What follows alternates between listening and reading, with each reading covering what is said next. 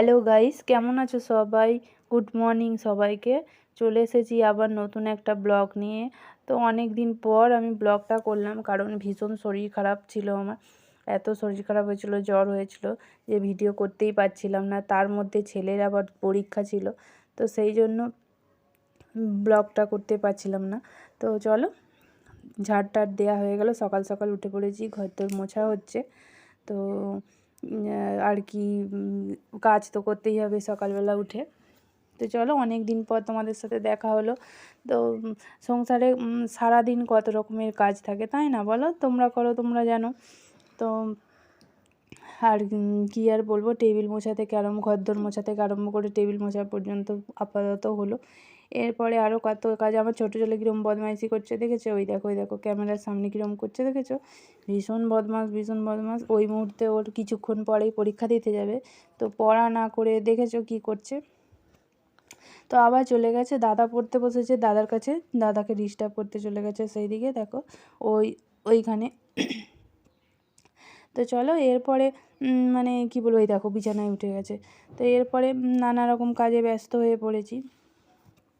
তো এখানটা একটু ক্যামেরাটা রেখে দিয়ে সরে গিয়েছিলাম, তো অনেকটা দেরি হয়ে গেছে। তো আজকে রামনবমীর ব্রত আছে, তা আমি আমার দুটো ছেলে, সেই জন্য আমি রামনবমীর ব্রত করি। তোমরা কারা কারা রামনবমীর ব্রত করো এই আমার এই ভিডিওতে কমেন্ট করে জানিও। তো আমি কিছুটা মটর ভিজিয়ে দিয়েছিলাম, সেই মটরটা মানে জল থেকে তুলে নিচ্ছি, সেদ্ধ করব। তো সেদ্ধ না করলে তো তরকারি করতে পারবো না, সেই জন্য সেদ্ধটা আগে বসিয়ে দেবো। তো বিকালে তরকারি করব, এবেলা করব না, কারণ এবেলা ছেলের পরীক্ষা আছে। দুই ছেলের জন্য এখনও ভাত রান্না করতে হবে, তারপরে স্কুলে বেরোবো। স্কুলে বেরোবো বলতে রামনবমীর দিন ছুটি ছিল, তো রামনবমীর পরের দিনে স্কুল হয়েছে পরীক্ষা। তো ওই জন্য একটু ধীরে ধীরে কাজটা করছিলাম আর কি। ওই দেখো কীরকম ছেলে দুষ্টু দেখেছো? আমি মটরগুলো তুলে রেখে দিয়ে গেছি, তার মধ্যে ও গালে তুলে খেতে আরম্ভ করে দিয়েছে। তারপরে এইদিকে দুই ছেলে পড়তে চলে গেছে, ড্রয়িং নিয়ে সকালে বসেছিল, সারা বিছানা একবারে এলোমেলো করে রেখে দিয়ে চলে গেছে। তারপরে আবার চলে এসেছি, এক গাদা কাচবো বলে এই যে কাচতে চলে এসেছি, সার্ফ দিয়ে ওইগুলো কিছুক্ষণ ভিজিয়ে রাখবো, দিয়ে কাচাকাচি করবো। তো চলো, কাচাকুচিটা সেরে নিই। তো জলে সার্ফ দিয়ে ভালো করে এরপরে সব জামা কাপড়গুলো ভিজিয়ে দিয়েছিলাম, এরপরে কাচাকুচি করে আবার রোদে মিলে দিয়েছি। আজকে নিচে উঠোনে মিলেছি, তার কারণ এতটাই রোদ বেরিয়েছে কি বলবো, ছাদে মিলতে তো যেতেই পারলাম না, কাচতেও যেতে পারলাম না। তারপরে এদিকে ভাত বসিয়ে দিলাম। তো ভাত হতে হতে প্রেসার কুকারে আমি মটরটা সেদ্ধ করে নিলাম, কারণ সগড়ি হয়ে গেলে তো আর অন্য কিছু করতে পারবো না, সেই জন্য মটরটা সেদ্ধ বসিয়ে দিয়েছিলাম। এবার বেশি নিরামিষ তরকারি করব, সেই জন্য লঙ্কা, হলুদ আর জিরে গুঁড়ো দিয়ে, টমেটো, কাঁচা লঙ্কা দিয়েই করব। তো চলো, তারপরে চলে এসেছিলাম এখানে রামনবমীর পুজো, আমাদের বাড়ির সামনেই ঠাকুর ওঠে।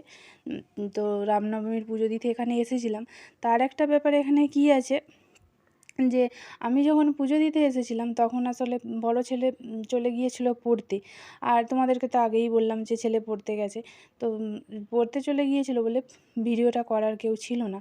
আর এখানে এত ভিড় হয়েছিল, আমার পক্ষে পুজো দেওয়া ভিডিও করা সম্ভবই হচ্ছিল না, তাই জন্য আমি ভিডিওটা করতে পারছিলাম না। তারপরে ছেলে পড়ে আসলো প্রায় 1:30-1টার সময়।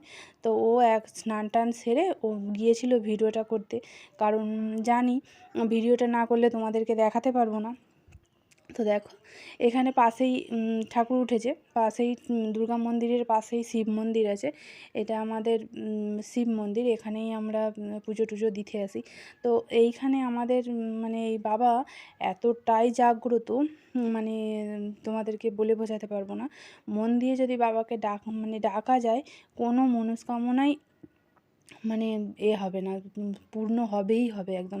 মনে তোমার যা আশা আছে সব আশাই পূর্ণ হবে, কারণ আমি নিজে করেছি, আমি নিজে জানি, কারো কথাই বলছি না, আমি নিজে নিজের মনস্কামনা পূর্ণ হয়েছে বলেই আরোই তোমাদেরকে বলছি। তো এটা মানে মন্দিরের পেছন দিকে এই ঠাকুর আঁকা আছে, তো বাবা ভেতরে আছে। তো তোমাদের সেই ইয়ের শিবরাত্রির দিনে যে ভিডিওটা, ওই ভিডিওটাতে মনে হচ্ছে দেখিয়েছিলাম ভেতরে ঠাকুরটা। তো এইদিকে চলে এসেছি আবার ঠাকুরের পুকুরে। ঠাকুরের স্নানের ঘাট আছে, এই দেখছো যে জলটা, এই জলটা বাঁশ গাছ পাতা পড়ে নোংরা হয়ে গেছে ঠিক কথায়। তো ওই জলটা তে স্নান করলে কত রোগ দূর হয়ে যায়, মানে শরীর খারাপ করলে। তার মাঝে ওইখানে ছোটো মতো দেখালাম, ওইটা হচ্ছে একটা মনসা মন্দির, ওই মানে শিবতলাতেই আছে, আমাদের বাড়ির পাশে, বেশি দূর নয়। তো আবার বিকাল হয়ে গেছে, বিকালে কাজ টাজ সেরে চলে এসেছি চুল বাঁধতে। তো চুলটা আঁচড়ে নিই, আঁচড়ে নেওয়ার পর তারপরে নানা রকম তো কাজ আছেই। তারপরে এদিকে বিছানায় একটা সাইডে এক গাদা জামা কাপড় কেচেছিলাম, সেইগুলো শুকনো হয়ে গিয়েছিলো। এরপরে সেইগুলো জামা কাপড়গুলো পাট করতে হবে। তো চলো, এখানে আমি সিঁদুর পরে, চুলটা আঁচড়ে সিঁদুর পরে ফেললাম। তারপরে একটু ভাবলাম যে সকালে পুজো দিয়ে গেছি, মানে পুজো দিতে গিয়েছিলাম, টাইম পাইনি আলতা পরতে, তো বিকালে একটু আলতা পরে ফেলি। আর একটাও ব্যাপার আছে কি যেন, সন্ধে হয়ে গেলে আমি আলতা পরি না, কারণ মানে আমার দিদার মুখে শুনেছি যে সন্ধে হয়ে গেলে আলতা পরতে নেই। তো সেই জন্য মানে সূর্য ডুবে গেলে আলতা আর পরতে নেই, সেই জন্য আমি আর মানে সূর্য ডুবে গেলে কখনও কোনো দিনও শোনার পর থেকে কখনোই আলতা পরি না। তো দিনের আলো ছিল, সেই জন্য আলতাটা পরে নিয়েছিলাম। তো আলতা পরা আমার কমপ্লিট হয়ে গেছে। তো চলো এবার রান্নাটা সেরে নিই। তো এখানে তরকারি ঘুগনি করবো বলেছিলাম, ঘুগনিটা করে নিয়েছি। তো নিরামিষই ঘুগনি করেছি। তো ঘুগনিটার কালারটা কীরকম হয়েছে তোমরা জানিও। তো রেসিপিটা দেখাতে পারলাম না, তোমরা সবাই জানো ঘুগনি আর কীরকম নিরামিষই করতে হয়। তো এরপরে এখানে লুচি করে নিয়েছি, এই লুচিটা করেছি একটা সিক্রেট, কীরকম সিক্রেট, দুধ দিয়ে মাখা লুচি। তো চলো অনেকক্ষণ পর তোমাদের সাথে দেখা। তো সকাল থেকে ব্লগটা চলছে। তো তোমরা কেমন আছো সবাই? আজকে নিশ্চয়ই রামনবমীর ব্রত করেছো, আমিও করেছি। তো সকাল থেকে ভাত খাইনি, ছোটো ছেলে বলেছে যে মা আমি আজকে লুচি খাবো। তো যে লুচি করতে বসে গিয়েছিলাম, লুচি হয়ে গেছে। এত গরম, এত ঘামছি দেখেছ, পুরো একবারে ঘেমে স্নান হয়ে গেছি লুচি ভাজতে। তো আজকে ব্লগটা আর বাড়াবো না, এতটাই থাকবে। তো যদি ভিডিওটা ভালো লাগে একটা লাইক করো, ছোটো করে একটু কমেন্ট করো আর শেয়ার করো। আর কি বলবো, কিছু বলার নেই, প্লিজ প্লিজ সাবস্ক্রাইব করো। তো কথা বলতে পারছি না, এত গরম হচ্ছে। তো আজ এখানেই রইল, আর এর থেকে আর বড় করবো না। তো আবার দেখা হবে নতুন একটা ব্লগে। তো ততক্ষণ পর্যন্ত ভালো থেকো, সুস্থ থেকো, গুড নাইট।